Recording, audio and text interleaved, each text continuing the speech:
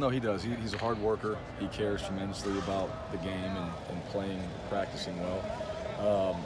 Another year, just maturity and better understanding of the system. I think he's been catching the ball really well. It showed up in the game.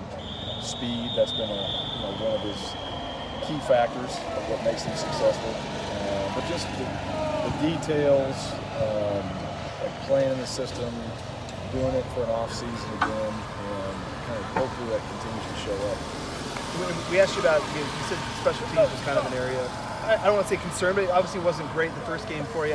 How do you guys try to focus that and improve on that? You had some veterans in that group, and if Avery can't go, obviously that changes it even a little bit more. How do you try to adjust that this week?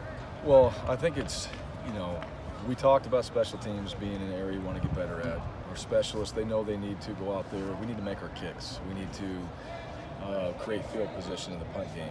We need to cover. So I thought we did some good things on special teams. I just didn't think that we were consistent with our specialists at that point. And those guys know that. They've all played for us. They played really well last year. We just didn't have the best game in the first one. So I think practice this week has gone well, and that should show up when we go out there and play against UConn, that we're better in the kick game than we were the last game. And hopefully those things improve us, because I think coverage and the guys on special teams are doing a good job. I think we're blocking fairly well, covering fairly well. We just got to do a better job overall as the unit. Do you know if you'll have Avery or David or Octavius back? Yeah, planning on those guys right now, kind of game time decisions. But from what I've seen, hopefully those guys are ready to rock and roll. With UConn, what is the biggest challenge to you? When you look at UConn, what is the part that stands out to you? I think most people saw that first score and just kind of might write them off, but what is the biggest challenge to you?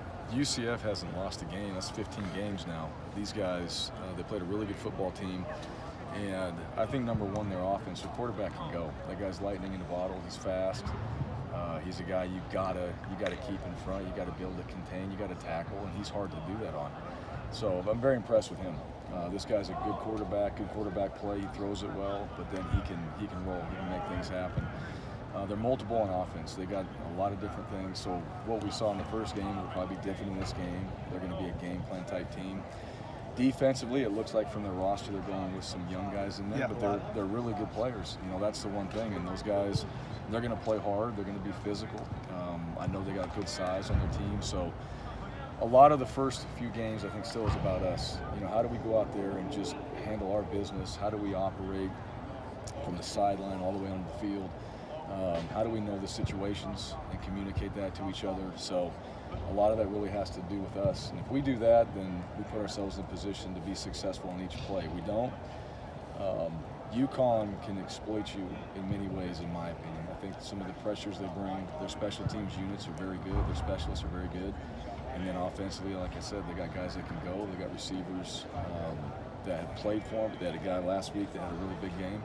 So, you see a lot of potential in what they did in the first game. And I hope there's potential in our first game too, from what we saw, that we can keep building on that. With Dez, he had some production early in that game for you guys. And back in fall camp, he declined to do interviews. He said that you told him it's a privilege to speak with media or do media obligations. Yep. And I don't know, I'm just curious your take on his approach. And he showed up for interviews today after he kind of proved himself. So I guess what's your take on that? Well, it's really, we talk to our guys.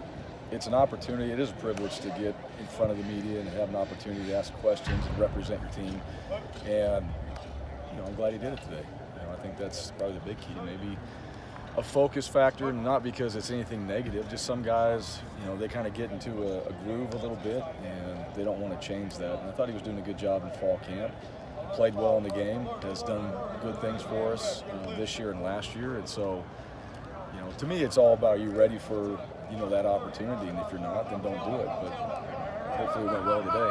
He said he wasn't going to stand us up twice. So. Okay. Go ahead. I would say with AK, I was talking with him too. How hard is it when you suffer an injury kind of like he did? And you go from like an ultimate team atmosphere, and I know they're still a part of the team, but you don't travel and you just kind of lose some of those things. And from the sounds of it, he kind of turned to man's best friend, I guess you could say, to kind of help him get through some of the lulls. But sure. How drastic can that be?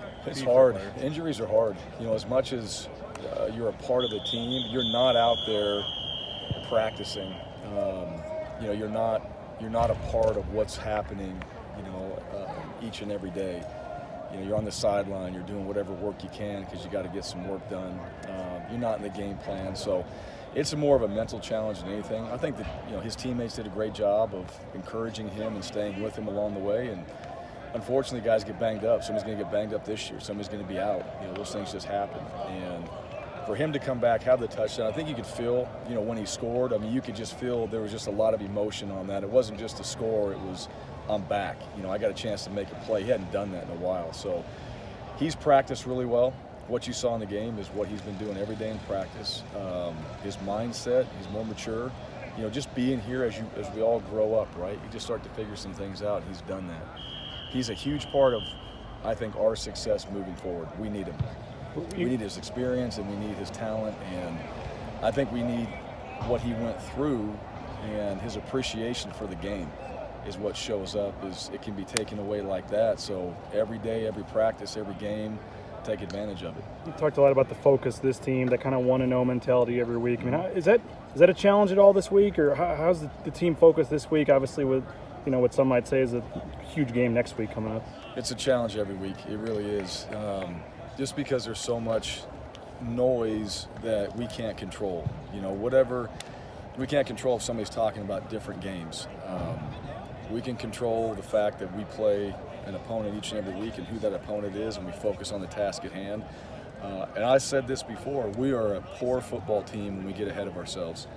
If we're all worried about just the outcome and we just want to celebrate and we just want to get in the locker room and throw water on each other and that's the whole end goal, and not play each play, then we've done that before. It doesn't work out for us. When we just play and at the end of the game we put a bunch of plays together, we're usually pretty good. So I've learned that. I hope our team's learned that. I think our coaches have learned that, and we really do. We just try to stay with that mindset and not get too far ahead because we know what's happened to us before, and we don't want that to happen again.